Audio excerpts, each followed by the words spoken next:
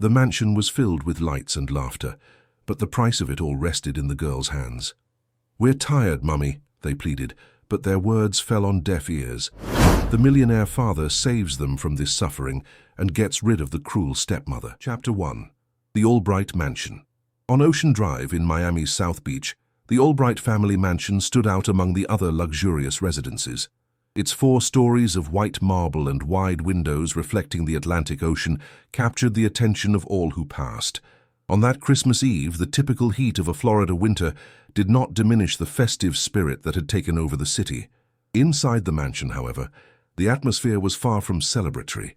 Brianna and Bianca Albright, 12-year-old identical twins and daughters of the entrepreneur and pharmaceutical industry magnate Richard Albright, moved with difficulty through the main kitchen. Their small, delicate hands, accustomed only to holding colored pencils and paintbrushes, now handled heavy silver trays and crystal glassware. Sweat trickled down their faces, making their brown hair stick to their foreheads. "Bianca, set the silverware correctly. How many times must I repeat myself? The salad fork goes on the outside, not the inside." The sharp voice of Carmen Albright, Richard's wife and the girl's stepmother, echoed through the kitchen, causing the staff to lower their heads, embarrassed by the situation.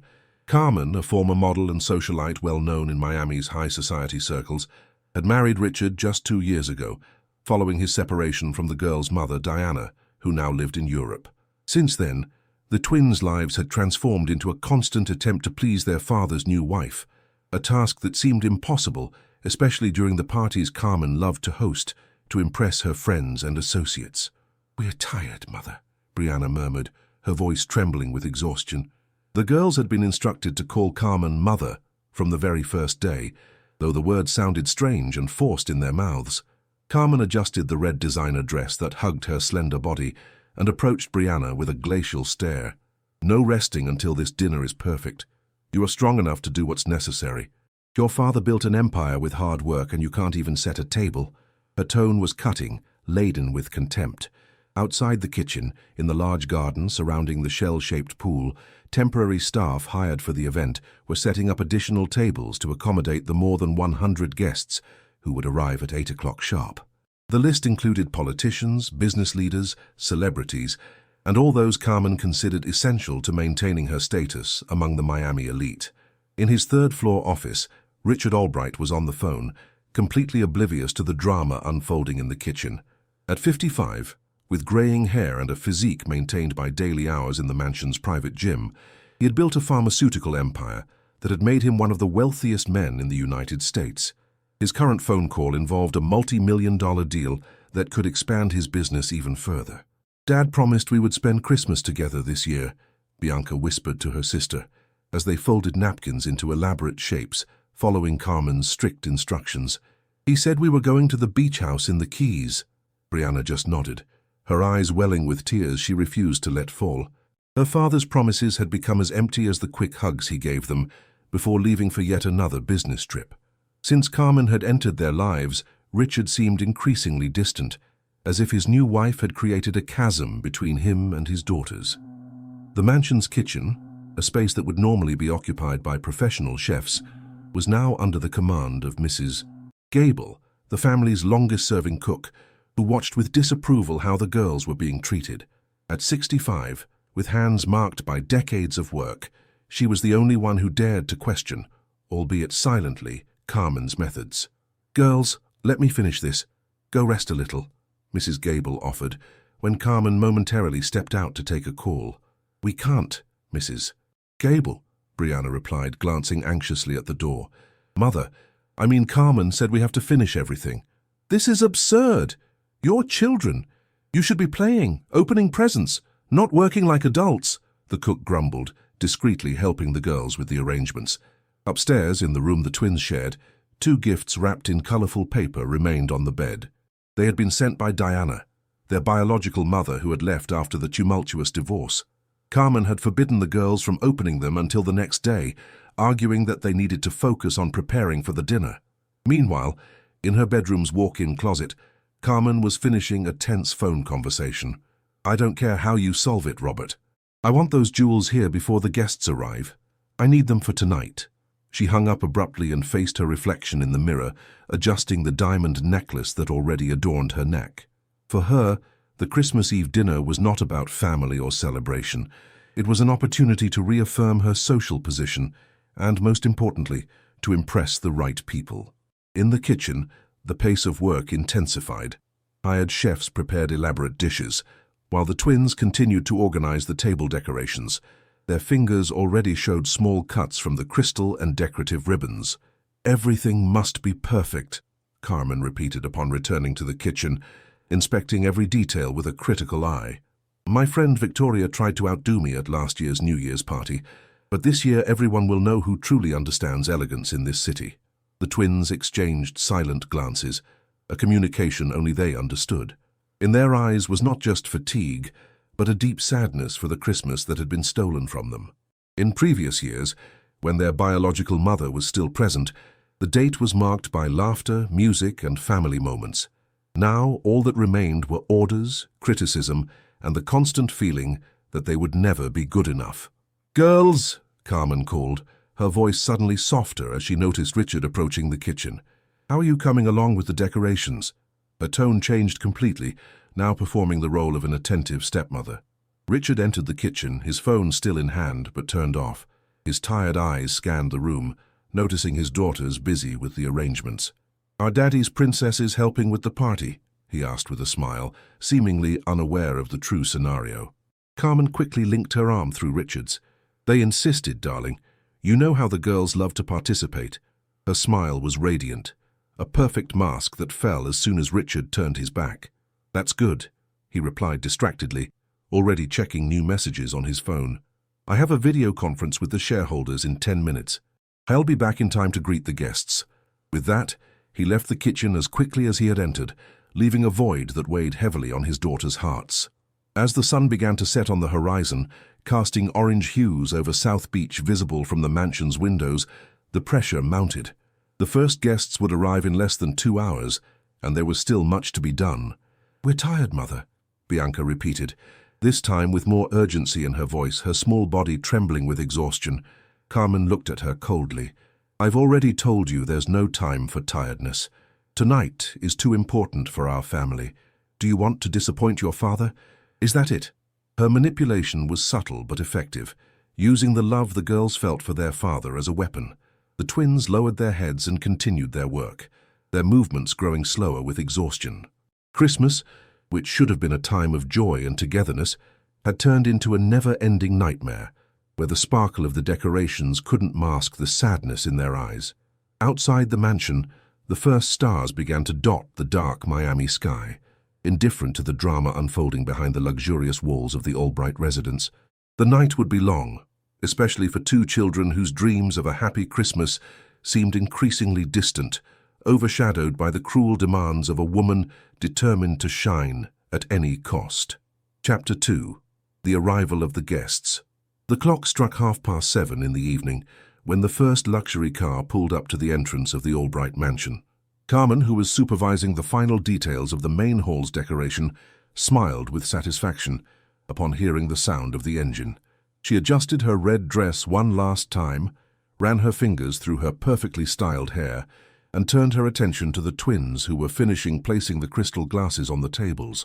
"The guests are arriving," she announced in an authoritarian tone. "You two go change your clothes now. The dresses are on your beds. I want you both impeccable in 15 minutes, not a second more. And remember, smiles on your faces, happy stories, and no complaints. Understood?" The girls nodded silently and went up the stairs toward their room. In the hallways they crossed paths with Richard, who was leaving his office adjusting his silk tie. "Dad," Brianna called, trying to capture a few seconds of his attention. "Can we talk after the party?" Richard looked at his daughter with a distracted smile. "Of course, Princess.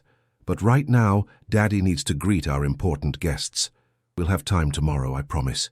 And he continued on his way, not noticing the disappointment in his daughter's eyes. In their room, the twins found two identical emerald green taffeta dresses with French lace details. Beside them, a box contained hair bows matching the fabric. "It doesn't even feel like Christmas," Bianca murmured as she tried to button the dress, which, though luxurious, was uncomfortably tight. "Remember how Mom, our real Mom, Used to make hot chocolate and let us open one present on Christmas Eve. Brianna smiled at the memory, but the smile quickly faded. That was before. Now we have to be perfect for the new family. She made air quotes as she spoke the last words, repeating the phrase Carmen often used. The sound of voices and laughter began to fill the floor below as more guests arrived. From their bedroom window, the girls could see the impressive procession of expensive cars pulling up. Porsches, BMWs, Mercedes, all bringing important figures from Miami's high society. Exactly 15 minutes later, as ordered, the twins descended the side stairs, avoiding the main staircase where Carmen and Richard were greeting guests. They positioned themselves discreetly in a corner of the hall as they had been instructed, forced smiles on their tired faces. "Ah, and there are the little princesses," exclaimed Victoria Prescott, a socialite known for her extravagant jewelry and biting comments. "How you've grown. The last time I saw you was at your father's 50th birthday party, wasn't it? You were so simple on that occasion." The girls maintained their smiles like robots programmed to please. "Thank you, Aunt Victoria," they replied in unison, a synchronization that always impressed the adults.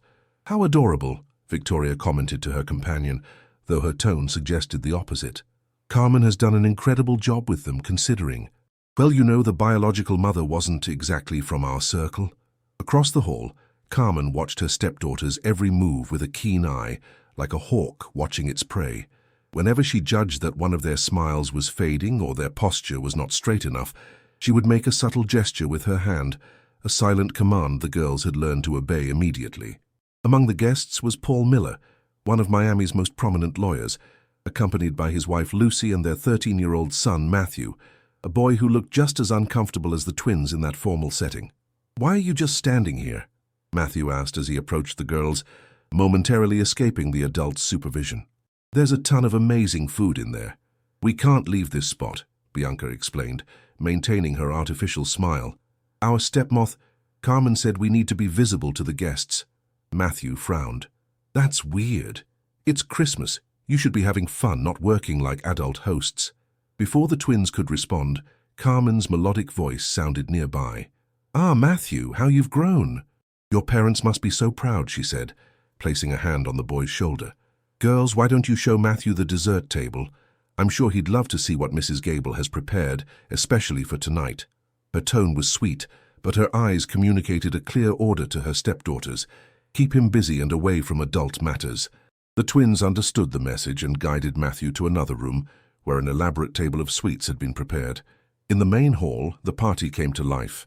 Our chamber orchestra played sophisticated versions of Christmas carols. Waiters circulated with trays of champagne and fine appetizers, and the ostentatious decor, with Christmas trees nearly 12 feet tall, thousands of lights, and imported floral arrangements, drew gasps of admiration from the guests. Richard moved between groups discussing business and politics, rarely mentioning the true meaning of Christmas.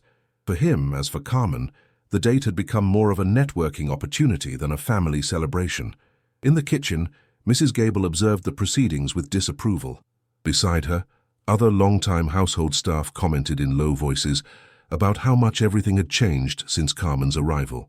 In Mrs. Diana's time, Christmas was a party for the family. "Not this circus," murmured Mr. Anthony, the gardener who had worked for the Albrights for over 20 years. "The girls could be children, play, open presents. Now they look like display dolls." Mrs. Gable nodded, her eyes welling with restrained tears. "That woman has no heart. Using children like that, making them work all day as if they were employees.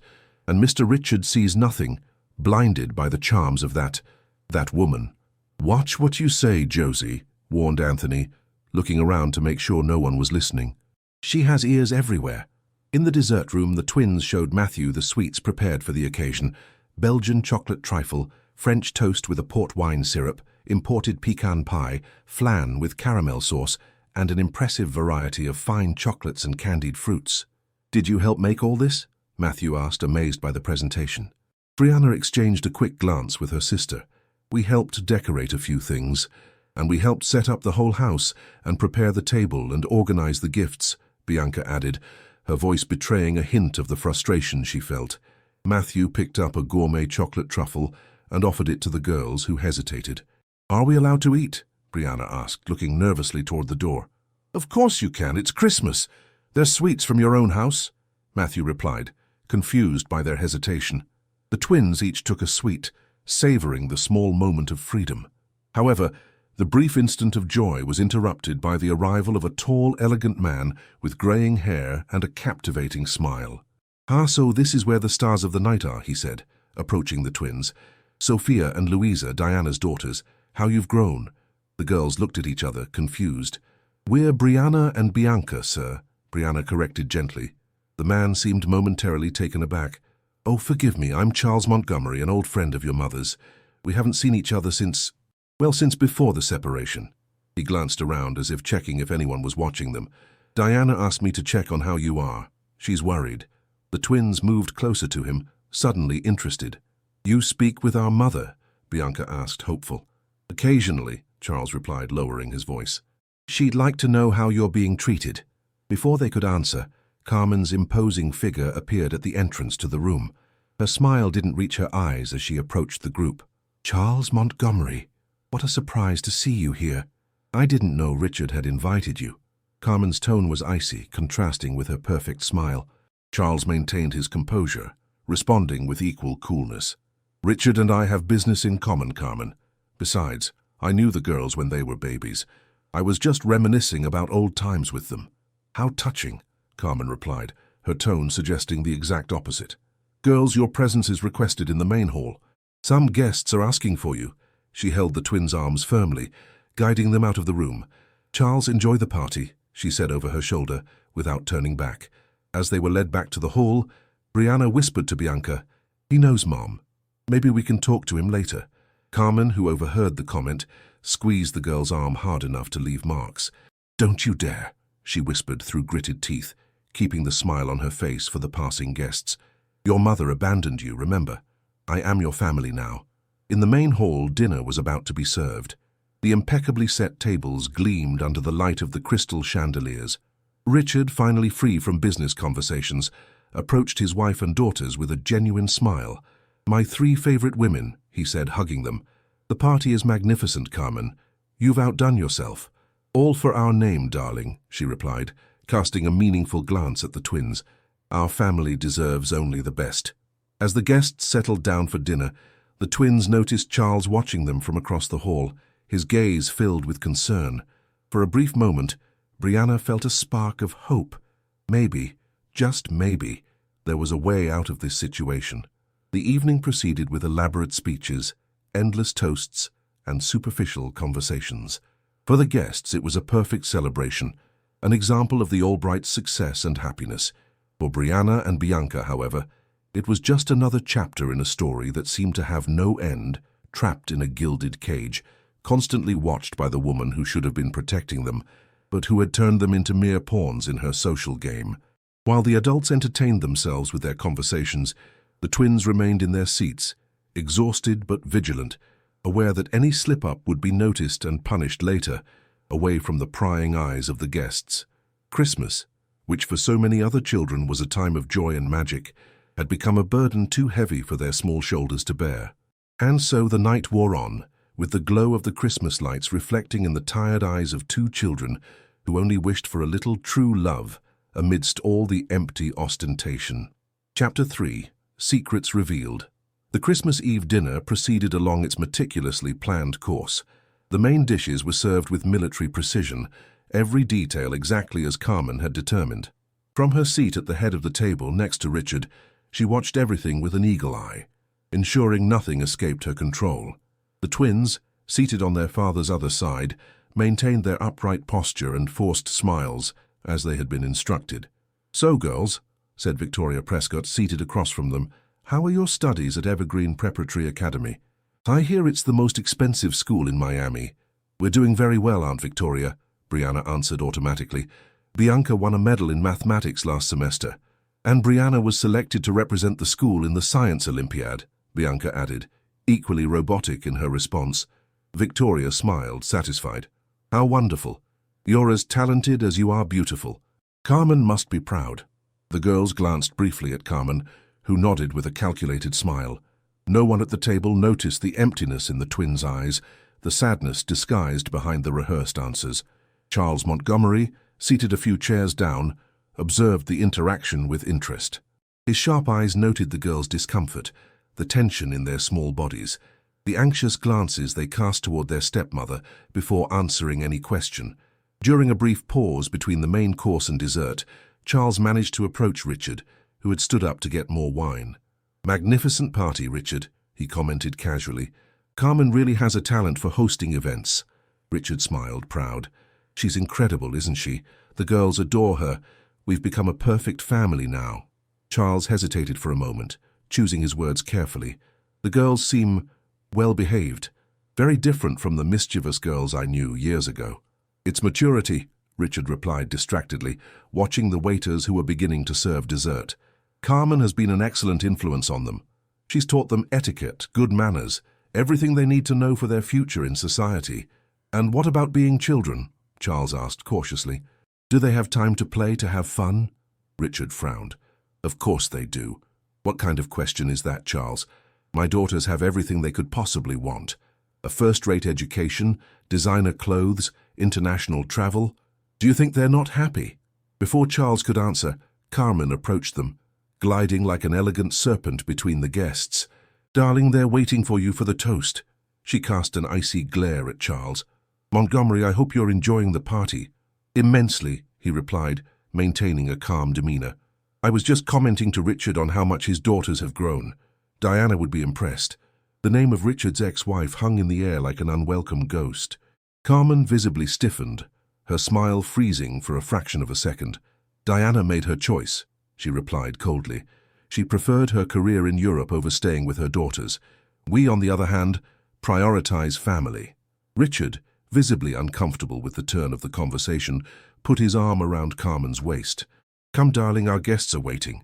As the couple walked away, Charles watched the twins at the main table. They were whispering, their heads close together, until Carmen returned and they immediately straightened up, separating as if they had been reprimanded. The synchronization was perfect, like a reflex conditioned by fear. Charles frowned, his suspicion gradually turning into certainty. After dessert, as the guests dispersed through the hall for coffee and liqueurs, Brianna asked for permission to go to the restroom. Carmen reluctantly agreed, ordering her to be back in 5 minutes.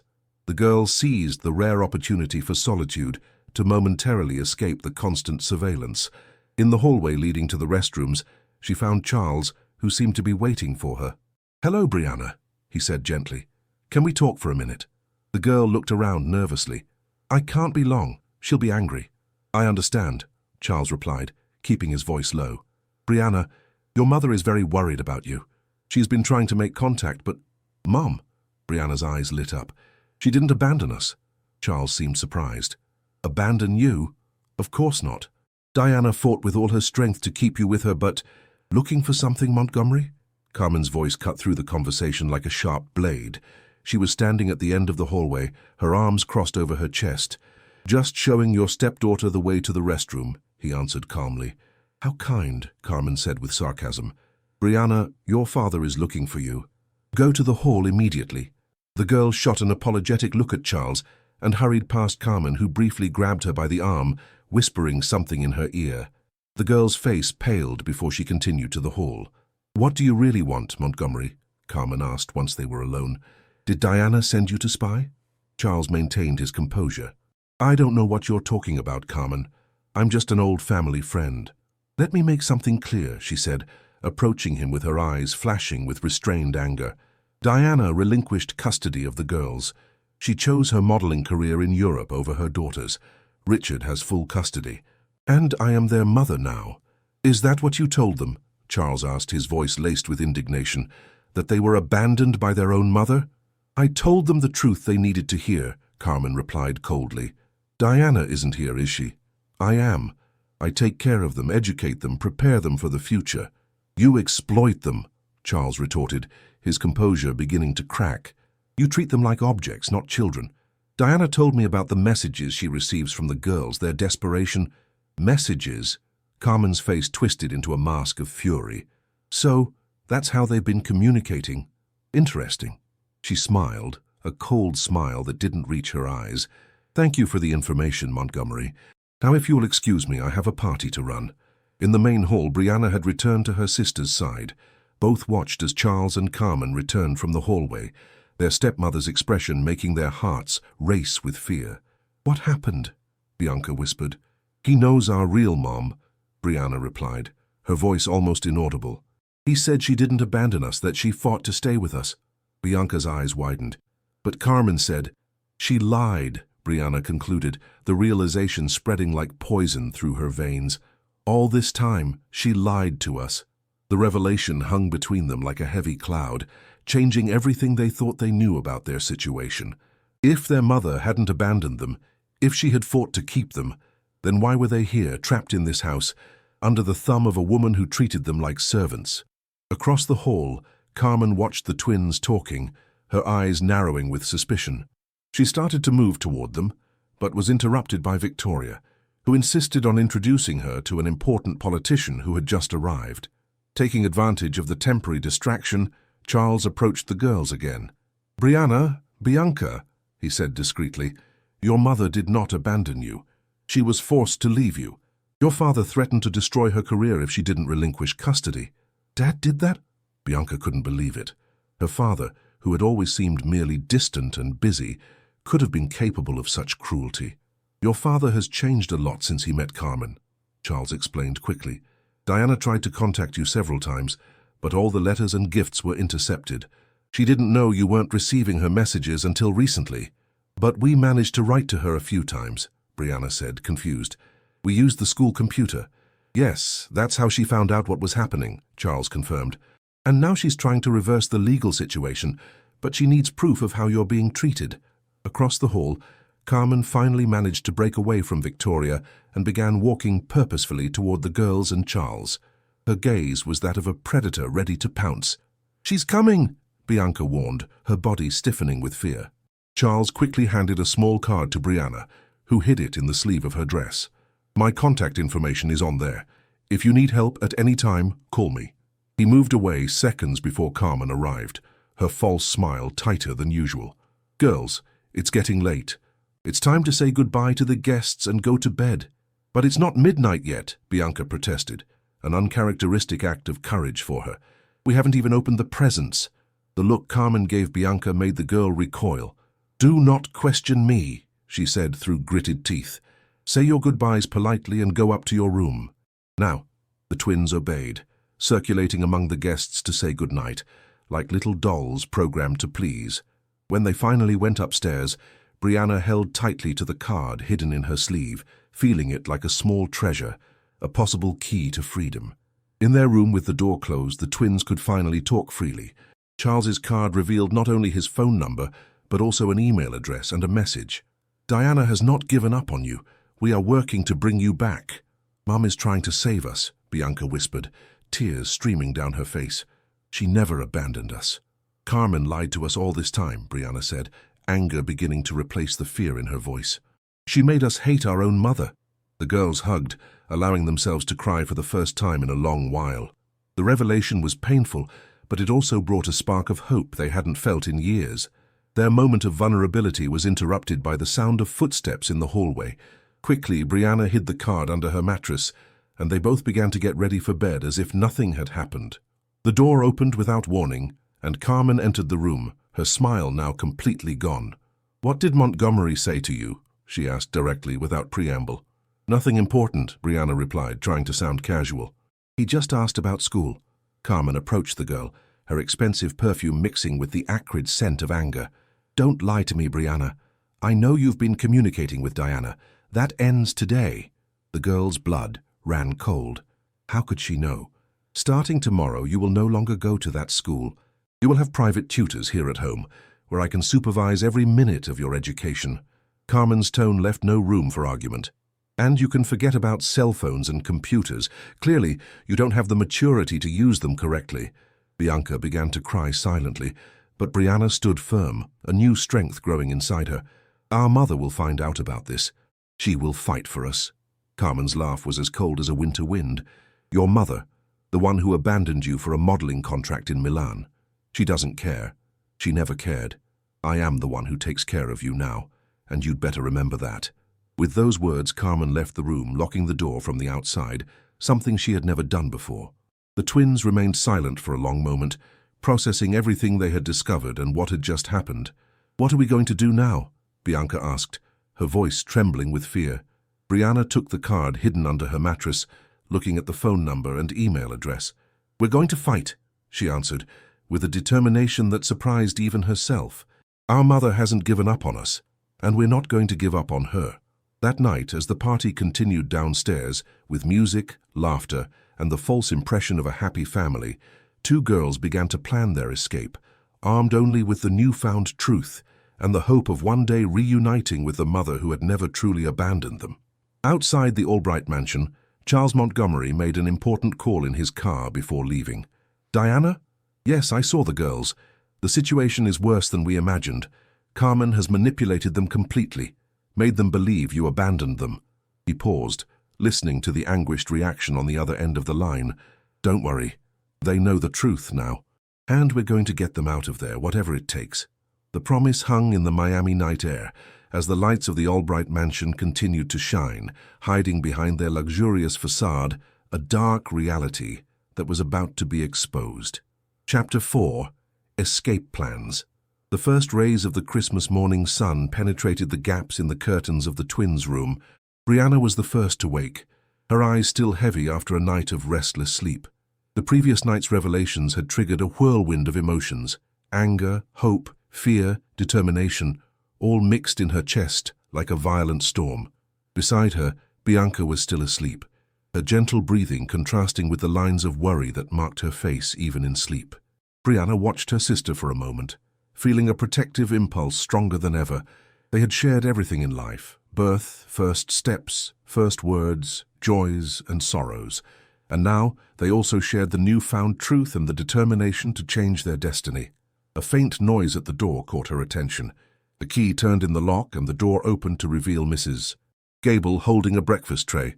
The old cook entered silently, placing the tray on the small table near the window. Her eyes, tired but kind, met Brianna's. "Good morning, child," she whispered, approaching the bed. "Merry Christmas." "Merry Christmas, Mrs. Gable," Brianna replied, sitting up in bed. The movement woke Bianca, who slowly opened her eyes, confused. "The party only ended in the early hours," Mrs. Gable continued, adjusting the curtains to let in more light. "Your stepmother, Mrs. Carmen, said you are to remain here until she comes for you. I brought you something to eat." On the tray were pastries, fruit juice and hot chocolate. The latter, Brianna suspected, had not been authorized by Carmen, who considered chocolate fattening and vulgar. "Thank you, Mrs. Gable," Bianca said, now fully awake. "You always take care of us." The old cook's eyes welled up. She glanced quickly at the closed door and moved closer to the girls, lowering her voice. "I heard things last night after you went to your room. Mrs. Carmen and your father had an argument." The twins exchanged worried glances. "About what?" Brianna asked, also keeping her voice low. "About you," Mrs. Gable replied, "and about your mother. It seems that man, Mr. Montgomery, said some things to your father after you went upstairs." Brianna's heart quickened. "What did they say?" Mrs. Gable hesitated, clearly uncomfortable gossiping about her employers, but her concern for the girls won out. "Your father seemed confused, asking Mrs. Carmen if it was true that she had hidden letters from your mother. She denied everything, of course," said Mr. Montgomery was trying to cause trouble, that he was an old flame of Diana's who never accepted the end of their marriage. "And Dad believed her?" Bianca couldn't hide the anxiety in her voice. "I can't say, child." They went into the office and closed the door, but the argument continued for a long time. Mrs. Gable sighed deeply. "Look, I've worked for this family for almost 30 years.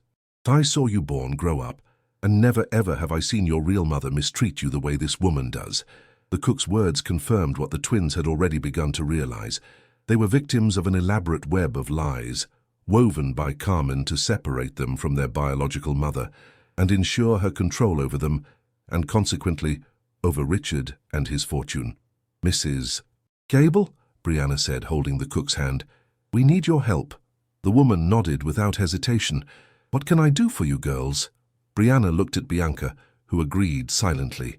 Then she pulled Charles Montgomery's card from under the mattress. "We need to contact this man. He can help us talk to our mother." Mrs. Gable took the card, looking at the phone number and email address. "I can use the kitchen phone when Mrs. Carmen isn't around, Or I can ask my grandson to send an email from the library where he works. We need him to know that Carmen found out about our messages to our mother, Bianca explained. She wants to take us out of school and hire private tutors to keep us trapped here. Mrs. Gable's expression hardened. That's going too far. Your children, not prisoners. She put the card in her uniform pocket. Leave it with me, I'll find a way to make contact today. The sound of footsteps in the hallway made her move away quickly. Eat everything and get dressed, she said in a normal tone. And remember, not a word about this conversation. The twins nodded, grateful for their unexpected ally. Mrs. Gable left the room, leaving the door ajar as per Carmen's instructions. While they ate breakfast, the girls talked in whispers, planning their next steps. The truth had changed everything. They were no longer the daughters abandoned by a selfish mother. They were children deliberately separated from a mother who loved them and was fighting for them. The anger they now felt had a clear target. Carmen and, to a lesser extent, their father, who had allowed all of this to happen. If we can talk to Mum, Bianca said, what do you think will happen? Will she be able to take us to live with her? Brianna hesitated. Although the hope of reuniting with their mother was strong, she knew the situation would not be resolved easily. I don't know. Dad has legal custody, and Carmen clearly has a lot of influence over him. We need proof of what she's been doing to us. What kind of proof? The messages we sent to Mom online are a start. We could try to record Carmen when she treats us badly, or take pictures of the bruises when she grabs us too hard. Brianna looked at her own arm, where the marks of Carmen's fingers from the previous night were still visible. Bianca shivered. That scares me. What if she finds out? It's a risk we have to take, Brianna replied with determination. It's our only chance to get out of here. They were interrupted by the sound of the door being opened completely. Carmen stood in the doorway, wearing an elegant red silk robe and a false smile. Merry Christmas, girls. I hope you slept well? The twins nodded silently, their gazes lowered, playing the role of submissive children they had perfected over the years. Finish your breakfast and get dressed. We have guests for lunch. Carmen entered the room, inspecting the tray. Her eyes lingered on the mugs of hot chocolate, and a look of displeasure crossed her face. It seems Mrs. Gable forgot my instructions about refined sugar in the morning. I'll have to remind her. The veiled threat made Brianna worry about the cook. It was our idea, Mother, she lied quickly. We asked for chocolate because it's Christmas. Carmen raised a perfectly shaped eyebrow. You are in no position to make special requests, especially after your behavior last night. She approached the twins, her expensive perfume enveloping them like a suffocating cloud. Your father was quite disturbed by the lies Charles Montgomery spread. I had to calm him down, explain how that man has always been obsessed with Diana, and how he would do anything to destroy our family. Brianna and Bianca remained silent, but their eyes exchanged a quick glance. Carmen noticed and smiled coldly. Oh, you thought he had convinced Richard? How naive. She adjusted a lock of Bianca's hair with false tenderness. Your father trusts me completely. After all, who has been by his side for the past few years? Who has taken care of his daughters, his home, his social affairs? She walked to the window, looking out at the mansion's impeccable garden. Montgomery has been banned from this house. And as for your mother, Carmen turned, facing the girls with hard eyes. Diana lost all rights to you when she signed the papers relinquishing custody. Legally, you are Richard's daughters, and I am the maternal figure in your lives. Nothing will change that. The twins' silence was their only defense. Inside, Brianna was seething with anger, but she kept her face impassive, understanding that any sign of rebellion would only worsen their situation. Now, Carmen continued, I want you downstairs in 30 minutes, impeccably dressed in the outfits I've laid out for you. The Millers are coming for lunch. Apparently your father and Paul have important business to discuss, even on Christmas. She rolled her eyes, clearly dissatisfied with the intrusion on her day. Behave like the young ladies I've raised you to be, and perhaps I'll reconsider the matter of private tutors. With that, she left the room, leaving the door open, a clear sign that trust had been broken and privacy was now a revoked privilege. As soon as Carmen's footsteps faded down the hall, Bianca let out a shaky breath. She knows everything. And Dad believed her, not us. We don't know that for sure, Brianna replied, trying to hold on to hope. She's trying to manipulate us like she always does. We have to trust the plan. Mrs. Gable will contact Montgomery, and he'll help Mom find us. As they dressed in the expensive but uncomfortable dresses Carmen had chosen, the twins continued to elaborate their plan in whispers. They needed to find a way to record Carmen's behavior, to get concrete proof of her mistreatment. Matthew will be here today, Bianca suddenly remembered. Maybe he can help us. Brianna considered the idea. Matthew Miller, Paul and Lucy's son, had shown them sympathy the night before. He seemed like a decent kid, and his parents were influential people. We can try, but we have to be very careful. Carmen will be watching us the whole time. 30 minutes later, exactly as ordered, the twins descended the stairs to the ground floor of the mansion. The atmosphere was calmer than the previous night, but still boasted the luxurious Christmas party decor. Staff moved about silently, cleaning up the last traces of the celebration and preparing for lunch. In the living room, they found Richard sitting alone, checking messages on his phone.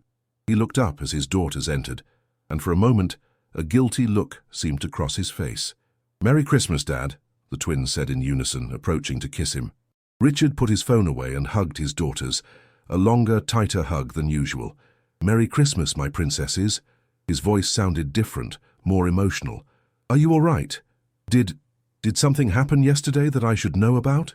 Before the girls could answer, Carmen entered the room, now dressed in an elegant skirt and blouse ensemble that highlighted her slender figure. "Ah, there you are, the Millers just arrived." She shot a warning look at the twins. "Go greet them at the entrance, will you?" The girls obeyed, but not without noticing the tension between Carmen and their father. Something had changed since last night. Maybe, just maybe, the seeds of doubt were finally sprouting in Richard's mind. At the mansion's entrance, Paul and Lucy Miller arrived with their son Matthew bearing gifts and smiles. To the twins, it was as if they belonged to another world, a world where Christmas meant genuine joy and family love, not a spectacle of appearances. "Merry Christmas, girls," greeted Lucy Miller, an elegant woman with a sincere smile. "We brought something for you." She handed them two beautifully wrapped packages. The twins instinctively looked back, seeking approval from Carmen, who was approaching with her impeccable social smile. "How kind, Lucy." "Girls, what do you say?" "Thank you very much, Aunt Lucy," they replied mechanically, though their eyes shone with genuine gratitude. As the adults headed to the living room, Matthew stayed behind with the twins. "So, did you survive the rest of the party?" he asked with a conspiratorial grin. Brianna and Bianca exchanged quick glances. This could be the moment they were waiting for. "Matthew," Brianna whispered, making sure no one else could hear them, "we need your help." The boy frowned, noticing the seriousness in her tone. "What's wrong?" "We can't explain now," Bianca replied, equally quiet. "But it's about our real mother. Carmen has been lying to everyone." Matthew nodded slowly, his expression shifting to one of determination. "You can count on me. What do I need to do?" In that moment, the twins felt a stronger spark of hope. With allies like Mrs.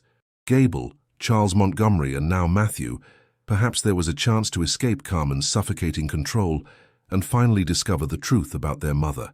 The plan was just beginning, but for the first time in a long time, the future didn't seem so bleak. Chapter 5.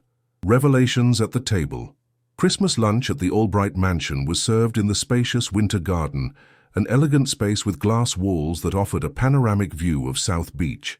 The table, adorned with tropical floral arrangements and imported porcelain dinnerware, was impeccably set.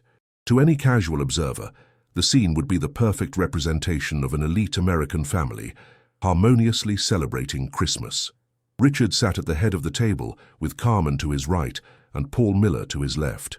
The twins were positioned next to Carmen, while Lucy and Matthew occupied the seats beside Paul. Waiters in pristine uniforms served the dishes prepared by Mrs. Gable and her team. The conversation flowed superficially, touching on safe topics like the unusually warm weather that December, the success of the previous night's party, and the economic trends for the coming year. "The winter promises to be intense this year," Lucy commented, fanning herself with a napkin. "We're thinking of spending February at our house in Palm Beach. The kids could have fun at the beach." "That would be wonderful," Carmen replied with her artificial smile. "Unfortunately, the girls will be busy with the new study regimen we've planned for them." Richard frowned, looking surprised. "What new regimen, dear? I don't recall us discussing this." A momentary silence fell over the table. The twins watched, tense, the exchange of glances between their father and Carmen. "Oh, perhaps I forgot to mention," Carmen answered smoothly, though her eyes remained cold. "I've been researching private tutors. I think Brianna and Bianca would benefit from a more personalized education. Evergreen Preparatory is excellent, of course, but I thought we could elevate their education even further. I see, Richard said slowly, his gaze lingering on his daughters. And what do you think about that, girls? The question took Brianna and Bianca by surprise. It was rare for their father to ask for their opinions, especially in front of other people. Carmen intervened before they could answer. They're thrilled, aren't you, dears? Her tone was sweet, but the look she shot her stepdaughters communicated a clear threat. Brianna, however, felt a wave of courage. The revelations of the previous night and the possibility of contacting her real mother had awakened something within her. Actually, Dad, she said with a firm voice, though her heart was pounding, we really like our school. We have friends there, activities we enjoy, teachers who know us well. Bianca, encouraged by her sister's boldness, added, and Evergreen has the best science program in Miami. Remember, I want to be a doctor one day, Dad. Richard seemed momentarily confused, as if he were seeing his daughters for the first time. Yes, of course, I didn't realize you liked the school so much. Children often don't know what's best for them, Carmen interjected quickly. As parents, we have to make decisions based on their future, not on fleeting preferences. I agree that parental guidance is crucial, Lucy commented, joining the conversation. But we also highly value Matthew's opinion on his education. After all, they are the ones experiencing school day to day.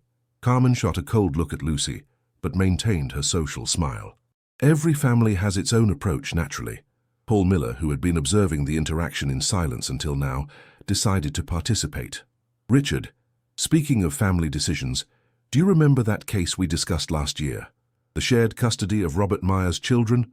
Richard nodded, seeming uncomfortable with the change of subject. Yes, a complicated case. Why do you ask? I was thinking about it recently. The judge ruled that both parents should have equal access to the children, despite all the accusations flying from both sides. Paul took a sip of wine before continuing. In the end, it was discovered that one side was deliberately alienating the children from the other parent, manipulating them with lies. Carmen's face hardened, her hands discreetly tightening the napkin in her lap. What a fascinating story, Paul. But perhaps not appropriate for Christmas lunch, especially with the children present. Paul smiled calmly. My apologies. It's the lawyer's habit, always thinking about cases. He turned to the twins. Girls, do you maintain regular contact with your biological mother? Diana was a lovely woman. I ran into her a few times in Paris recently. A heavy silence fell over the table. The twins looked at their father, then at Carmen, whose face had paled slightly. Diana preferred to pursue her career internationally, Carmen answered before the girls could speak. It was a difficult decision for everyone, but we respect her choice. Mom abandoned us, Bianca said softly, her eyes fixed on Carmen. At least, that's what we were told. Paul frowned. Interesting. Because when I met Diana in Paris last month, she showed me all the letters she had written to you over the past 2 years, letters that were apparently never delivered. Richard slowly put down his fork, his gaze shifting between Paul and Carmen. What are you talking about, Paul? Diana sought me out professionally, Paul explained, his voice now clearly that of an experienced attorney. She's trying to re-establish contact with her daughters and review the custody terms. According to her, there were irregularities in the original proceedings. That's absurd, Carmen retorted, her composure beginning to crack. Diana signed the documents voluntarily. She chose her career over her daughters. Under duress, according to her, Paul continued calmly, and with promises that she could maintain regular contact with the girls, promises that apparently were not kept. Richard stood up abruptly. Enough. I will not allow you to turn our Christmas lunch into a courtroom session. He looked at his daughters, then at Carmen, his expression a mixture of confusion and anger. Paul, Lucy, Matthew, I appreciate your presence, but I think it's best we continue this conversation at another time without the children. Lucy looked mortified. Richard, please, we didn't intend to cause discomfort. That was exactly your intention, Carmen shot back, completely abandoning her mask of a gracious hostess. You came here at the request of Charles Montgomery, didn't you? To continue spreading Diana's lies. We came as friends, Paul replied firmly, and because we care about Brianna and Bianca's well-being. Diana showed us the emails they managed to send from school, emails that describe a situation very different from the perfect image you try to project. The twins watched the scene with a mix of fear and hope. The castle of lies Carmen had built seemed to be finally crumbling. Richard, visibly disturbed, addressed his daughters. "Girls, please go to your room. The adults need to talk." "No," Brianna said, surprising everyone, including herself. "We're tired of being sent to our room while decisions about our lives are made without our input. We're tired, Dad," Bianca added, her voice choked with emotion. "Tired of pretending to be happy for your parties. Tired of being treated like display dolls by Carmen. Tired of working like maids in our own home. You will stop this insolence immediately." Carmen stood up, her voice rising dangerously. "After everything I've done for you, this is the gratitude I receive? And what exactly have you done for them, Carmen?" asked Lucy, her usual gentleness giving way to a surprising firmness. "Besides depriving them of contact with their mother, overloading them with age-inappropriate responsibilities, and isolating them from friends and family," Carmen turned to Richard, her expression now desperate. "Are you going to let them speak to me like this? To question my role as a mother to these girls?" Richard looked like a man waking from a long trance. He looked at his daughters, truly looked, noticing perhaps for the first time the signs of exhaustion on their young faces, the sadness in their eyes, the small cuts on their hands. "Girls," he said slowly, "is it true what Paul said? Have you been sending emails to your mother from school?" The twins exchanged a quick glance. The moment of truth had arrived. "Yes, Dad," Brianna replied. "We managed to find her email address online and sent messages whenever we could use the school computers, without supervision." "And what did you say in these emails?"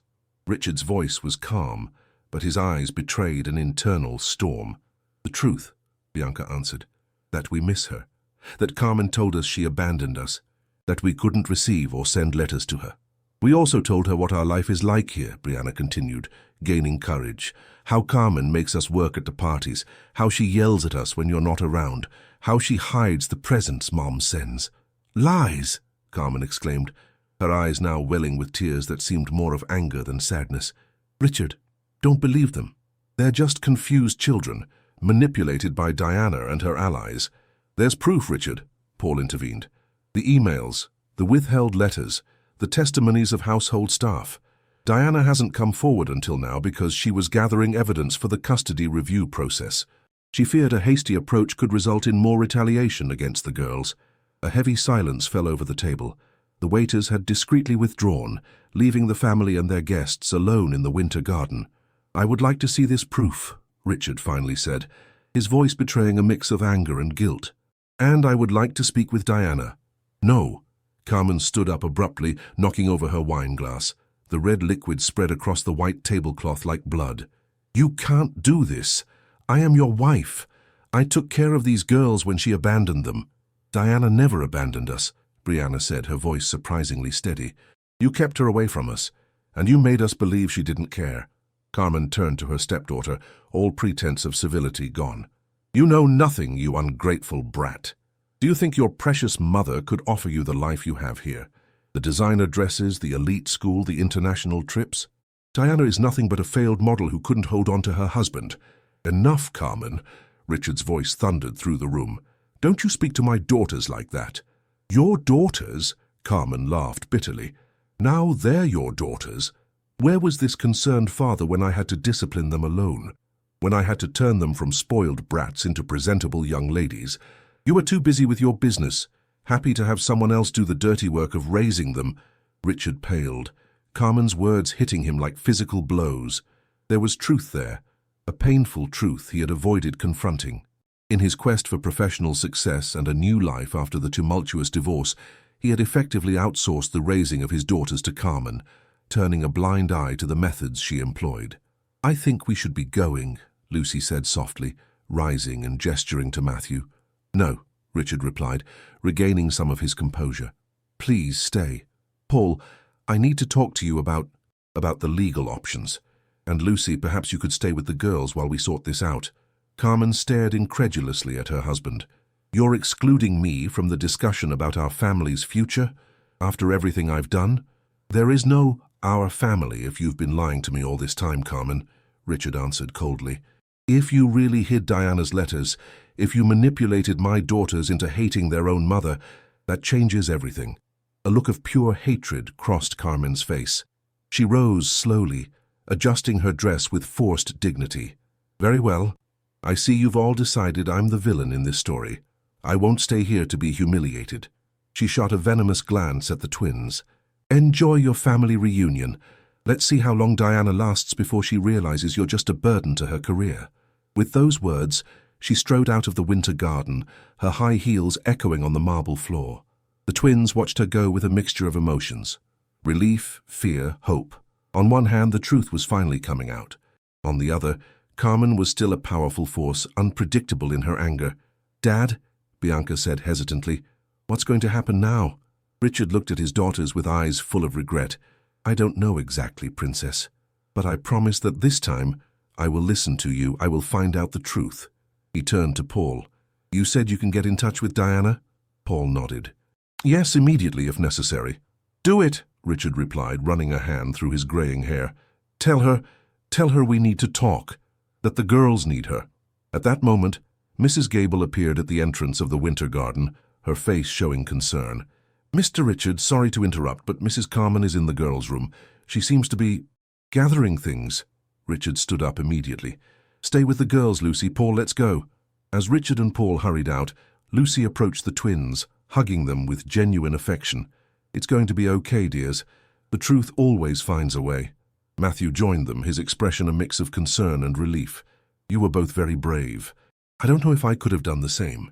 Brianna and Bianca, still processing everything that had happened, allowed themselves, perhaps for the first time in years, to feel true hope.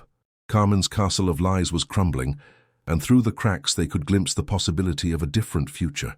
A future that included their real mother and freedom from the oppression they had endured for so long. "We're tired," Brianna said softly to Lucy, "but I think finally we'll be able to rest." Bianca nodded, squeezing her sister's hand. Christmas, which had begun as another day of work and suffering under Carmen's rule, had transformed into something unexpected, a day of revealed truths and renewed hopes. And as they listened to the commotion upstairs, the raised voices of Richard and Carmen echoing through the mansion's corridors, the twins remained together, stronger in their unity, ready to face whatever came next. Chapter 6. The Return of Diana, expanded version. Christmas afternoon at the Albright mansion became a whirlwind of emotions and events. After Richard and Paul went upstairs to confront Carmen, Lucy stayed with the twins in the winter garden, trying to distract them from the tension that hung over the house. Matthew, sensing the gravity of the situation, remained surprisingly mature, sharing stories from his school and asking the girls about their interests, things no one had really asked them in years. "Do you guys like music?" he asked, trying to keep the conversation light. "Bianca plays the piano," Brianna answered with a proud smile for her sister. "She's very talented." "I only play what Carmen allows," Bianca corrected shyly. "Mostly classical music for her parties." Lucy frowned. "And what would you like to play, Bianca?" The girl hesitated, as if the question were a trap. I like folk rock. James Taylor, Carole King. My mum used to sing their songs to us when we were little." "That's wonderful," Lucy replied gently. "When all of this is settled, you should explore that interest. Music should be an expression of the heart, not an obligation." As they talked, sounds of arguing could be heard from the upper floor. Occasionally, Carmen's raised voice or Richard's deep tone would stand out, causing everyone in the winter garden to fall silent for a moment, trying to decipher what was happening. "Don't worry," Lucy assured them, noticing the girls' anxiety. "Paul is an excellent lawyer and, more importantly, a fair man. He'll make sure everything is resolved in the best way for you." After what felt like an eternity, Richard returned to the winter garden. His face was pale and tense, but there was a determination in his eyes that the twins rarely saw. "Girls," he began, sitting at the table with them, "I need to apologize. I have failed you in ways I can't even begin to list." Brianna and Bianca exchanged surprised glances. They had never seen their father admit a mistake, let alone apologize. "Carmen was hiding your mother's letters," he continued, his voice trembling with restrained emotion. "We found everything at the back of her closet. Years of correspondence, gifts, photos. Everything Diana sent you since she moved to Europe." "So it's true," Bianca whispered, tears beginning to form in her eyes. "Mom never abandoned us." "No, she never did," Richard confirmed, now fighting his own tears. She tried to stay in touch, and I allowed Carmen to control everything. I believed her lies because it was more convenient for me." He covered his face with his hands for a moment, a gesture of profound shame. "Where is Carmen now?" Brianna asked, her body still tense, as if expecting her stepmother to appear at any moment to punish them for revealing the truth. "She's gone," Richard answered simply. "Paul is with her, making sure she only collects her personal belongings." Lucy placed a comforting hand on Richard's arm. "You did the right thing. Late, but you did it." Richard nodded, looking at his daughters with a mix of regret and determination. "Paul has contacted Diana. She's coming to the United States. She should arrive tomorrow." The words hung in the air like snowflakes, beautiful and surreal. Brianna felt a lump in her throat, an emotion so intense it nearly choked her. Bianca let out a sob, her tears now flowing freely. "Mom's coming?" she asked, as if she needed to hear it again to believe it. "Yes," Richard confirmed. "In fact, she was already on her way. Apparently, after Montgomery found her yesterday and told her about your situation, she got on the first available flight. Paul just spoke with her on the phone. She had a layover in Lisbon and is boarding for Miami now." An emotion-filled silence took over the room. The twins tried to process the news, the reality that their mother, the woman they had been conditioned to believe had abandoned them, was actually coming back for them, had been trying to reach them all this time. I don't know what will happen to our family now," Richard continued, his voice heavy with uncertainty. "But I promise that this time I will put you first. No decision will be made without considering what is best for you." At that moment, Mrs. Gable appeared at the entrance to the garden, her usually serene face now marked by restrained emotion. "Mr. Richard, Mrs. Carmen has left. Mr. Paul asked me to tell you he escorted her out and that she took only one small suitcase." "Thank you, Josie," Richard replied. He hesitated, then added, "And thank you for everything you've done for the girls over these years. I know you saw what was happening and tried to protect them as best you could." The old cook nodded, allowing herself a small smile. "These girls are like granddaughters to me, Mr. Richard. I always did what I could, though often it wasn't enough." She turned to the twins. "Now how about some real hot chocolate? The kind your mother used to make for you with cinnamon and marshmallows?" The twins smiled through their tears, nodding.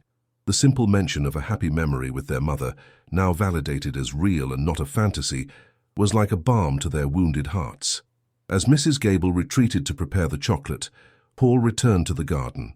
"Carmen is on her way to her sister's condo in Coral Gables," he informed them. "I strongly suggested she not try to contact you until the legal matters are settled." "Do you think she'll cause trouble?" Richard asked, concerned. "She's furious," Paul answered honestly, "but she's also aware of her legally vulnerable position. The evidence of parental alienation and mistreatment is substantial." He looked at the twins kindly. "But don't worry about that now. The important thing is that you are safe." While Paul explained the legal details to Richard, Lucy sat closer to the girls. "You must have so many questions," she said softly, "and so many confusing feelings." Brianna nodded, her gaze distant. "It's strange. For so long we thought our mother didn't want us anymore, that she had chosen her career over us. Carmen said it all the time," Bianca added, the hurt still evident in her voice. "She said Mom was selfish, that she only cared about her looks and her fame. And we believed her," Brianna concluded, guilt apparent on her young face. "We should have known it wasn't true." Lucy held the girls' hands. "You were just children, and Carmen was an adult in a position of authority who deliberately manipulated the situation. It's not your fault you believed her." The arrival of Mrs. Gable with the hot chocolate momentarily eased the tension. The girls accepted the steaming mugs, the comforting aroma of cinnamon and chocolate, bringing back memories of happier times. "Mom made it exactly like this," Bianca commented after the first sip, "with cinnamon and a little bit of vanilla." "She taught me," Mrs. Gable confirmed with a smile. "When she found out it was your favorite winter drink, she asked me to learn the exact recipe. Even if I'm not here, Josie," she told me, "I want my girls to have this comfort." The cook's words brought fresh tears to the twins' eyes. The idea that their mother, even from a distance, had thought of small details to keep them comfortable contrasted sharply with the image of the disinterested mother Carmen had painted over the years. The next few hours passed in an almost surreal state of suspension. The mansion, which had always felt more like a gilded cage than a home, began to breathe differently. Staff who normally moved like silent shadows, fearful of Carmen's censure, now chatted freely. Occasional laughter echoed from previously silent corners. Richard, as if trying to make up for years of neglect in a few hours, stayed with his daughters. truly listening to them for the first time. They told him about the small daily abuses, the subtle humiliations, the constant work disguised as family participation. They also told him about the rare joys, the music lessons Bianca loved, the books Brianna devoured secretly when she should have been practicing social etiquette, the brief messages exchanged with their mother that had kept hope alive. "How did you manage to stay so strong?" Richard asked, marveling at his daughter's resilience. "We had each other," Brianna answered simply, holding her sister's hand. By late afternoon, Paul and Lucy decided it was time to leave. "We'll be back tomorrow to help with Diana's arrival," Lucy offered, hugging the girls warmly. "And Matthew can come too, if you'd like." "Yes, please," Bianca replied, smiling at her new friend. "It would be nice to have someone our age." "I'll be here," Matthew promised, before following his parents. Night fell over Miami, the city lights beginning to glow against the darkening sky. The mansion, usually bustling with activity on nights after big events, with staff cleaning and tidying up late, was strangely quiet. Richard had dismissed most of the staff, keeping only Mrs. Gable and a few other trusted individuals. After a simple but comforting dinner, prepared by the old cook with the twins' help, something that never would have happened under Carmen's regime, Richard sat with his daughters in the living room. It was a room they rarely used, preferring the more informal winter garden, but tonight the space felt different, more welcoming, less intimidating. "There's something I want to show you," he said, bringing a cardboard box he had retrieved from Carmen's room. "These are the things your mother sent over the years." With trembling hands, he opened the box, revealing stacks of letters, small packages, and photo albums. The twins approached hesitantly, as if afraid the treasures might disappear if touched. "All these letters," Brianna murmured, picking up an envelope with her name written in the elegant script she recognized as her mother's. "She wrote to us all this time?" "At least once a week, from what I can tell," Richard confirmed, guilt evident in his voice. "Carmen intercepted everything. She said it was better for you not to have this contact, that it would only confuse you. And I allowed it." Bianca opened a small package dated 2 Christmases ago, revealing a delicate butterfly brooch. A card accompanied the gift. "For my little Bianca, who always loved butterflies. May you fly free and happy. With all the love in the world, Mom." Tears streamed freely down the girl's face as she pinned the brooch to her shirt. "She remembered," she whispered. Even after all this time, Brianna had found a book of poetry with an equally emotional dedication. The twins spent the evening exploring the denied treasures, rediscovering the love of the mother they thought they had lost forever. Richard watched from a distance, his heart heavy with remorse. How could he have been so blind? How had he allowed Carmen to manipulate not only his daughters, but himself as well? Ambition and pride had blinded him, making him prioritize his new life, his public image, and his ego above the emotional well-being of his own children. "Dad," Brianna called, interrupting his thoughts, "thank you for showing us this, for finally seeing the truth." His daughter's simple words, offered without recrimination, only with acceptance, made something break inside Richard. For the first time in many years, he cried openly, without shame or reservation. "Forgive me," he whispered between sobs. "Please forgive me." The twins, with a maturity beyond their years, approached their father. In a moment that inverted their roles, they comforted him, their small hands on his shaking shoulders, offering the forgiveness he so desperately needed. The twins went to bed early, exhausted by the day's emotional turmoil, but also eager for the morning to arrive, bringing with it the mother they hadn't seen in so long.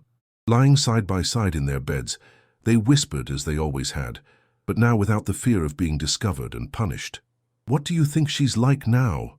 Bianca asked, her voice a mix of anxiety and excitement. "Has she changed much?" "I don't know," Brianna answered honestly. "It's been almost 3 years, but in the pictures we saw online she looked the same. Do you think she'll still recognize us?" The insecurity in Bianca's voice was palpable. "Of course she will. We're her daughters." They both fell silent for a moment, contemplating the meaning of those simple words. Her daughters. After years of being treated as property, objects to be displayed and used for Carmen's convenience, the idea of being beloved daughters again was almost too much to fully comprehend. "I'm scared," Bianca finally admitted.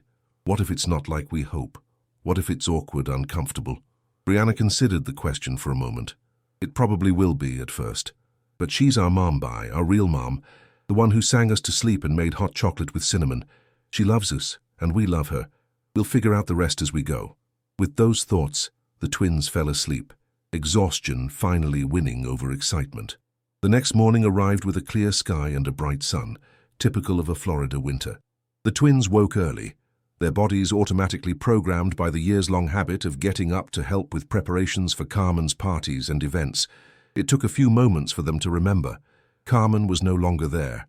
There were no mandatory chores waiting for them.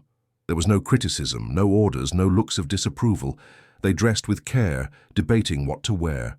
"What do you think of this dress?" Bianca asked, holding up a simple printed cotton dress that had been a gift from their maternal grandmother years ago, stored at the back of the closet because Carmen considered it common.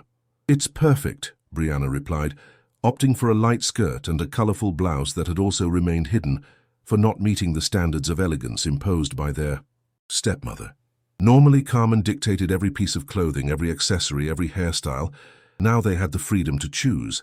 When they went down for breakfast, they found Richard already in the dining room, talking on the phone. He looked different, more present, more alert, less absorbed in his own thoughts. "Yes, I understand. The flight is on time then." "Excellent." He noticed his daughters and smiled, a genuine smile he rarely showed. "I'm heading to the airport in an hour. Yes, I'll bring the girls, of course. Diana insisted on it." He ended the call and turned to his daughters. "Good morning, princesses. Your mother's flight arrives at 11:30 a.m. We have time for a good breakfast before we leave." The twins sat at the table, still getting used to this new version of their father, attentive, communicative, present. Mrs. Gable soon appeared with a tray laden with pastries, fruit, juice, and, to the girls' delight, a pitcher of hot chocolate. "Especially for you," she said with an affectionate smile. During breakfast, the twins could barely eat, their stomachs in knots with anticipation. Richard, sensing their anxiety, tried to keep the conversation light, telling stories of when he and Diana first met, details he had never shared with his daughters before. "Your mother was the most beautiful woman I had ever seen," he commented, his eyes distant with memory. "Not just on the outside, though she was stunning. She had this inner light, this joy that was contagious to everyone around her. That's what first attracted me." "Why did you two separate?" Brianna asked, taking the rare opportunity to get answers to questions they had always been afraid to ask. Richard sighed, carefully considering his answer. "We lost our way," he said finally. "I became obsessed with work, with success. Diana wanted a simpler life, more focused on family. We grew apart, and when Carmen came into my life..." He paused, searching for the right words. "She knew how to exploit that distance. She made me see Diana as an obstacle to my success, not as the partner she had always been." "Do you still love Mum?" Bianca's question was innocent, direct, with the sincerity only a child could express. Richard looked surprised, then thoughtful.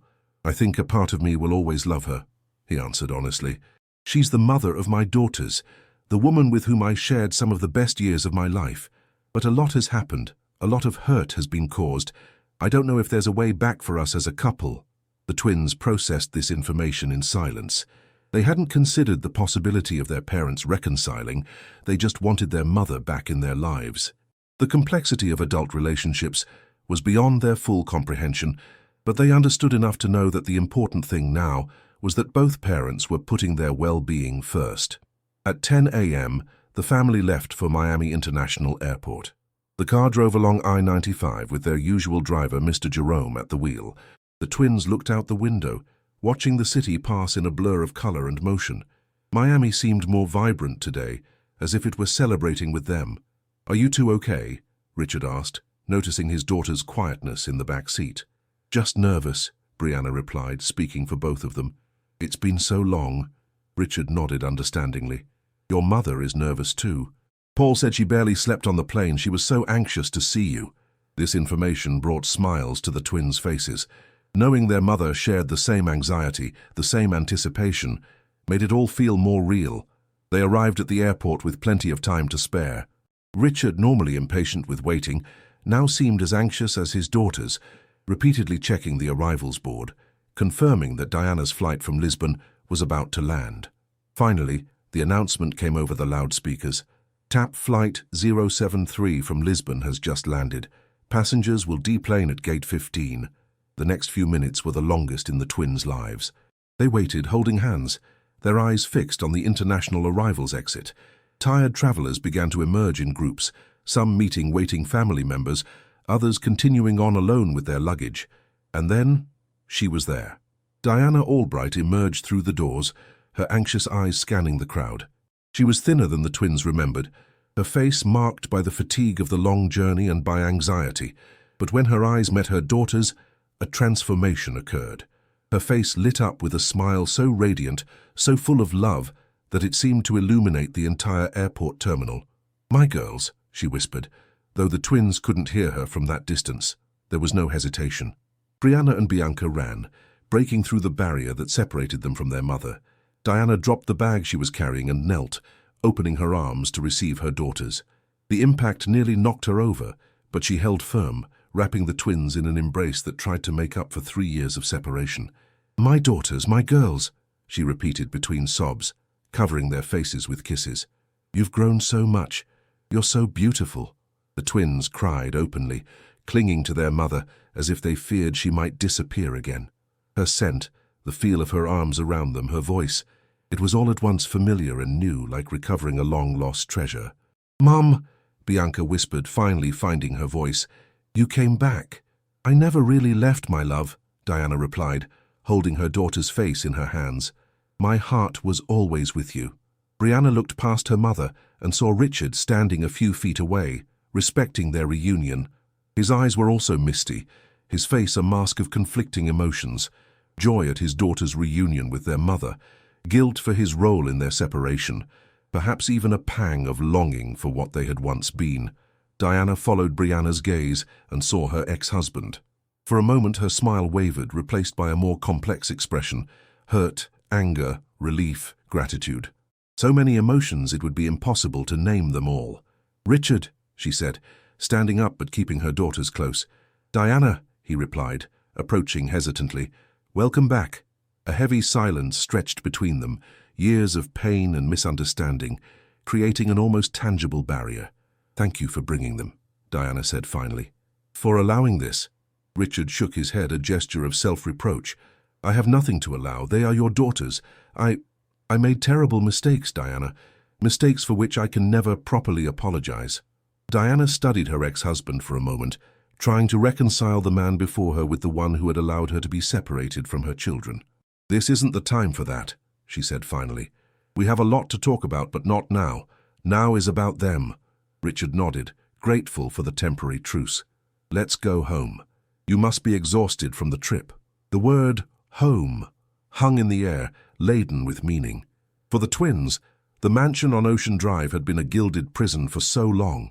For Diana, it was a place of sweet memories before the separation, then a symbol of loss. For Richard, perhaps it was just a valuable property, until recently, when he began to realize the emotional void that material wealth could not fill. "Home," Diana repeated, looking at her daughters with a renewed smile. "Yes, let's go home." As they walked through the airport, Diana kept an arm around each daughter, refusing to be separated from them even for an instant. She had so much to ask, so much to tell, so much lost time to recover. But for now she was simply grateful to have them in her arms again, to feel their solid, real bodies against hers, confirming that this was not just another of the infinite dreams of reunion she had had during the years of separation. Richard walked slightly behind, carrying Diana's suitcase, observing the interaction between mother and daughters with a mixture of emotions. There was a void in his chest, a belated recognition of the damage he had caused, not only to Diana but to his own daughters.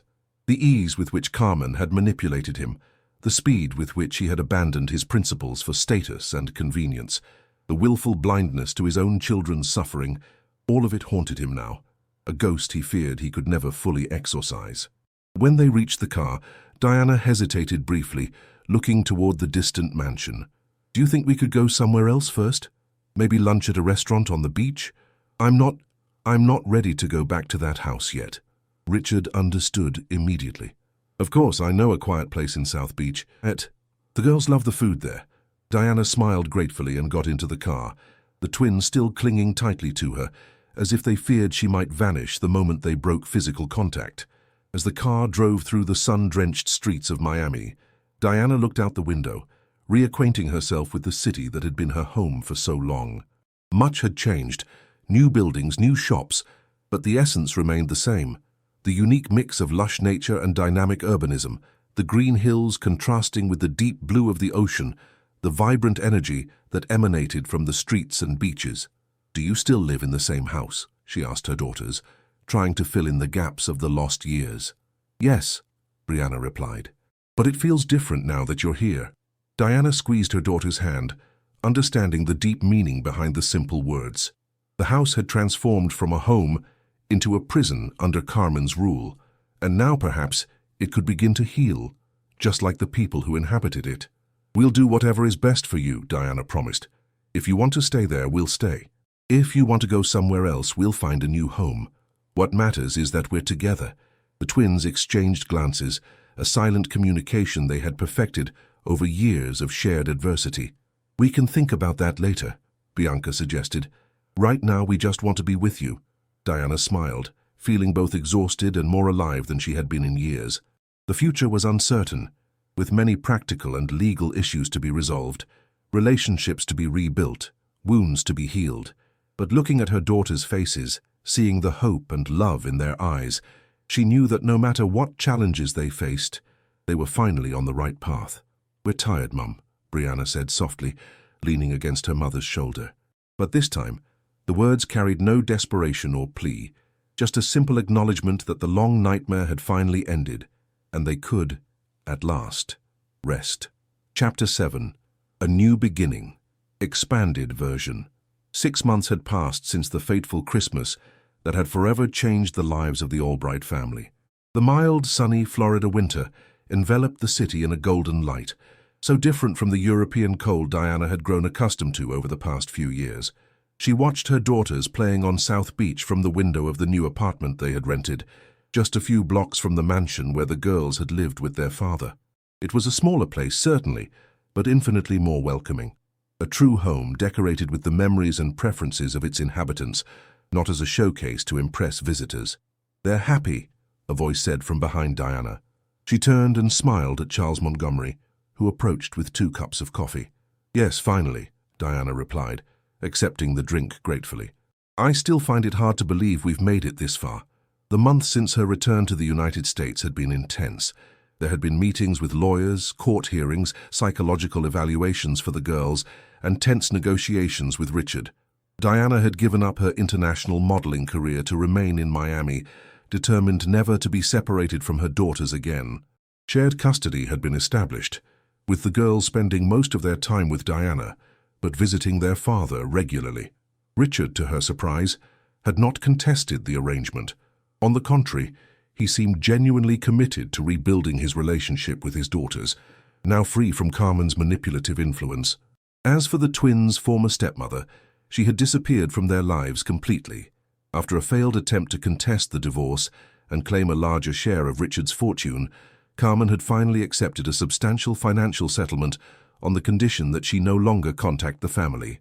Rumors indicated she had moved to Chicago, where she was trying to rebuild her career as a social event planner. "You were instrumental in all of this," Diana said to Charles, sitting on the balcony sofa.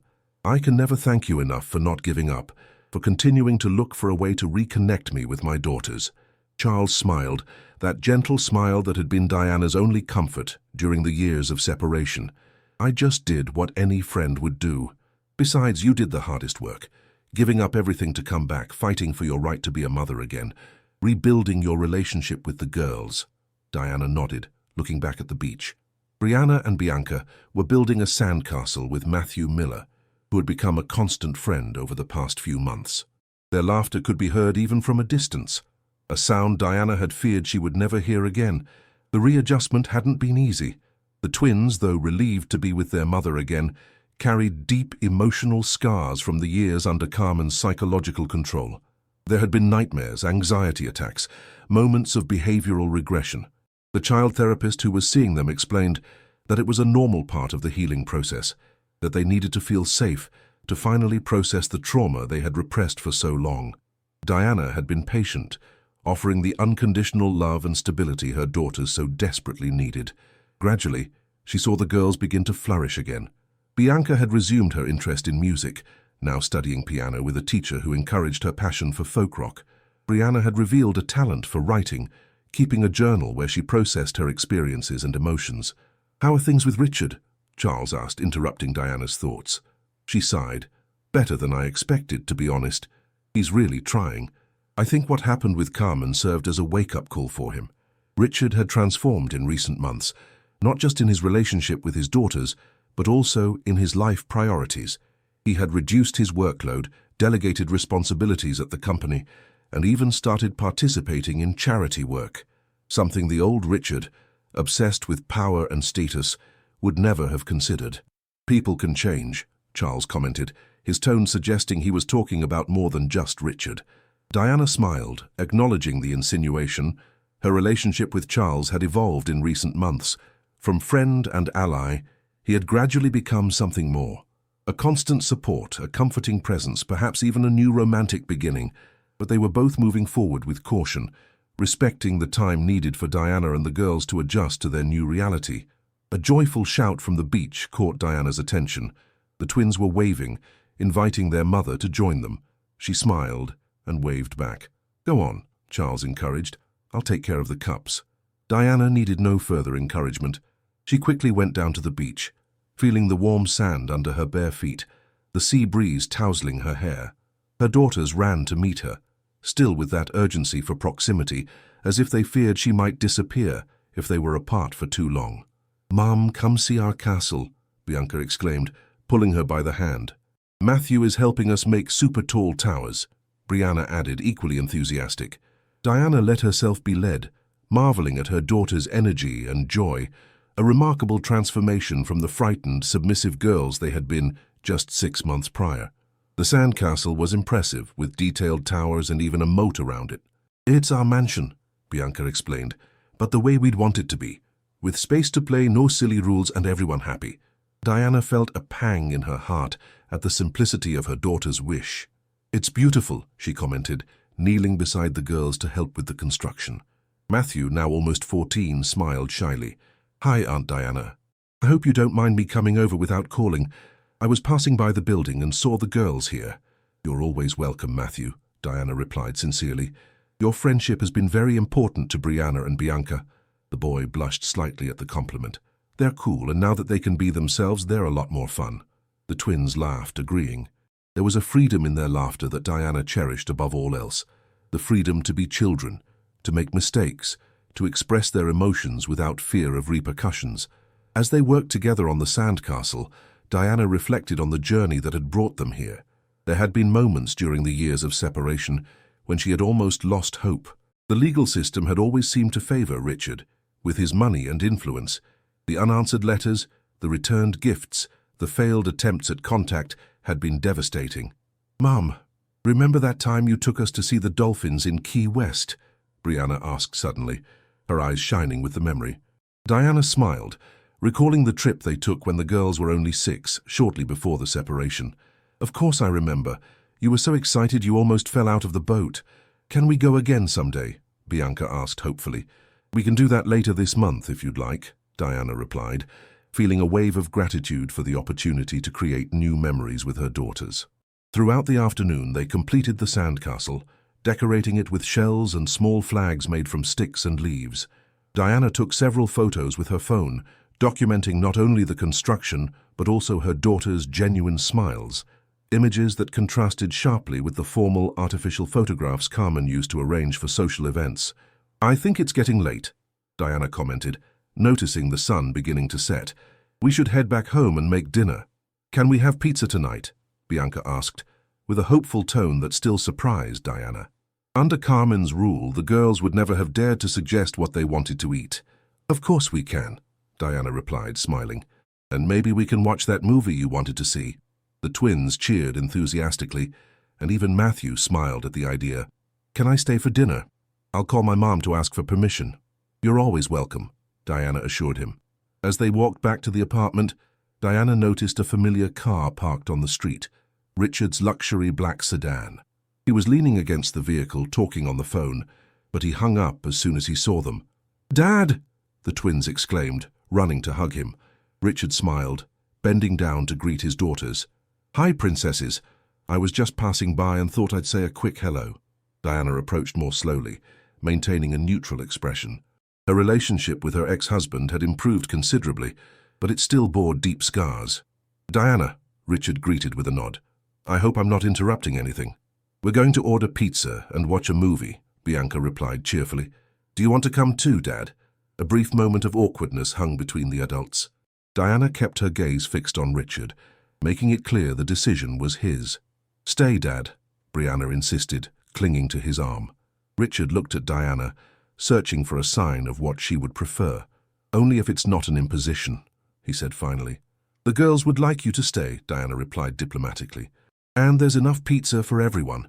It was a small concession, but a significant one, an acknowledgement that despite everything that had happened between them, they were both the twins' parents and needed to find a way to coexist civilly for their sake. In the apartment, Charles seemed momentarily surprised to see Richard, but quickly regained his composure. The two men exchanged a formal handshake, establishing a silent truce. The children, oblivious to the adult tension, were excitedly discussing which movie to watch and what pizza toppings to order. Diana watched the scene with a mix of emotions. Not even in her most optimistic dreams had she imagined a night like this, her daughters happy and carefree, playing like normal children without the weight of Carmen's impossible expectations on their small shoulders. And there they were, an unconventional family for sure, but a family that had found its way through the storm. As she prepared drinks for the adults and juice for the children, Diana reflected on how life could change so drastically in just 6 months. From the gilded cage the Albright mansion had become under Carmen's rule, to the simple freedom of this beachfront apartment. From the oppressive silence imposed by their stepmother to the spontaneous laughter that now echoed through the walls. "Need a hand?" Charles offered, entering the kitchen. Diana smiled, handing him some glasses. "Thanks, this is a little strange, isn't it? All of us here together." Charles shrugged. "It's the new normal, and it's good for the girls to see that the adults in their lives can get along, even with a complicated past." Diana nodded, once again grateful for the quiet wisdom of this man who had become so important in her life. "You always see the bright side of things." "I learned that from you," he replied with a gentle smile. "Your strength all those years." It was inspiring, Diana. In the living room, Richard was trying to connect the streaming device to the television, following his daughter's enthusiastic instructions. He seemed out of place in this simple environment, so different from the luxury he was accustomed to, but he was making a genuine effort to adapt. The doorbell rang, announcing the arrival of the pizza. The children cheered, running to the table. "Remember to wash your hands first," Diana reminded them automatically, surprised at how naturally she had slipped back into this everyday maternal role. When everyone was finally settled around the table, with slices of pizza on their plates and glasses of soda or juice in hand, Diana felt a wave of gratitude so intense it almost took her breath away. She looked at her daughters, now chatting animatedly with Matthew about the movie they would watch, their faces free from the constant tension they carried in the mansion. She looked at Charles, whose unconditional support had made all of this possible, and even at Richard, who despite his past mistakes was genuinely trying to be a better father. No one there would say the path had been easy. The month since Christmas had been filled with emotional and legal challenges. There had been tears, setbacks, moments of doubt and fear, but there had also been healing, reconciliation, and finally, peace. The modest beachfront apartment in South Beach lacked the ostentatious luxury of the Albright mansion. There were no imported marbles, priceless works of art, or exclusive designer furniture. But it had something infinitely more valuable. It had the sound of sincere laughter, the freedom to be authentic, the comfort of unconditional love. Diana remembered the words the twins had repeated so often that fateful Christmas, words that had become a mantra of suffering. "We're tired, Mother." Now, watching them devour pizza and plan a movie marathon with enthusiasm, Diana saw that the tiredness had finally been replaced by the vitality of a recovered childhood. The shadows still appeared occasionally in their eyes. Trauma doesn't disappear overnight, but with less frequency and intensity each time. "Mom, you're not eating," Bianca observed, interrupting her thoughts. Diana smiled, picking up a slice of pizza. "I was just admiring you two. I'm so proud of who you are." "Because of the sandcastle?" Brianna asked, confused. "Because of everything," Diana answered simply. for your courage, your kindness, your ability to recover and move forward." The girls exchanged glances, a little embarrassed by the praise, but visibly happy. Richard watched the interaction with a mixture of admiration and remorse. He had missed so many moments like this during the years he allowed himself to be blinded by ambition and Carmen's manipulations. "So," Charles said, breaking the brief emotional silence, "what movie are we watching?" "We want to watch Encanto," the twins exclaimed in unison. "Again?" Matthew groaned, though his tone was more playful than truly complaining. "It's the best movie," Bianca insisted. "And it has the best music," Brianna added.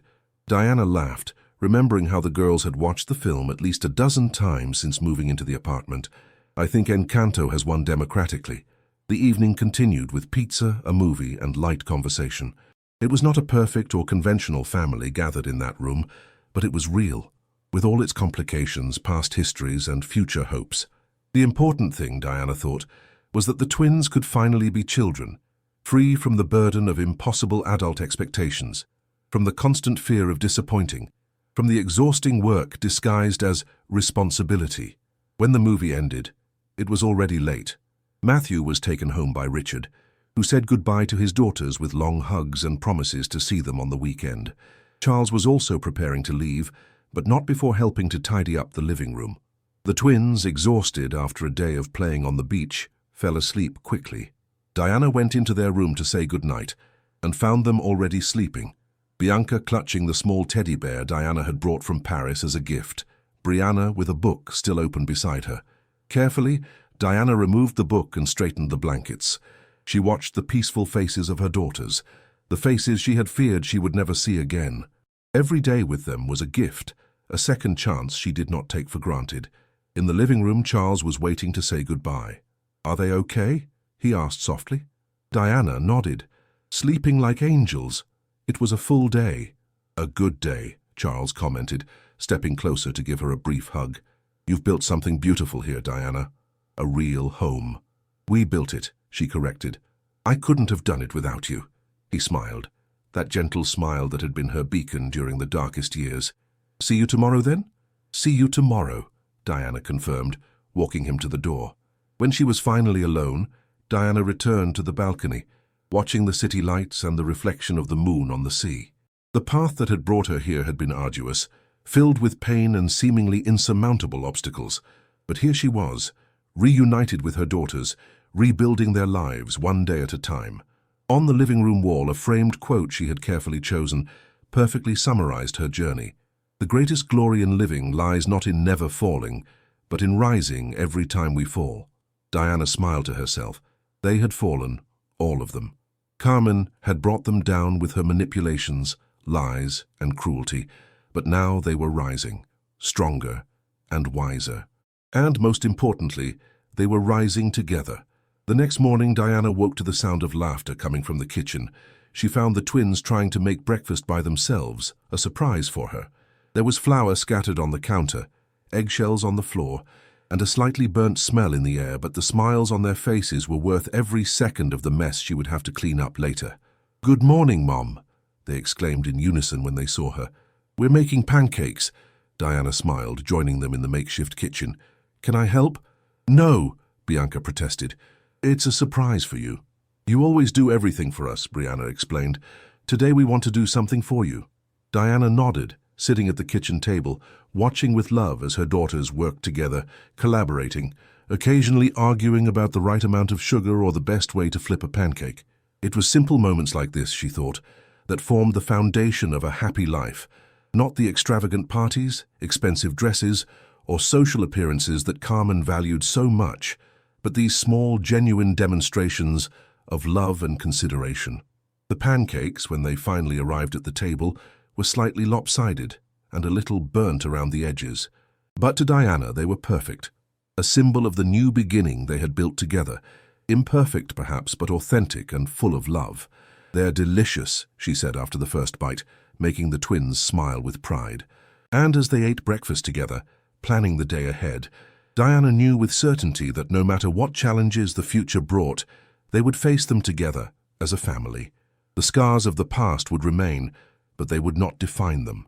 What would define them was their capacity to love, to forgive and to find joy in the little things in life, like imperfect pancakes on a Sunday morning.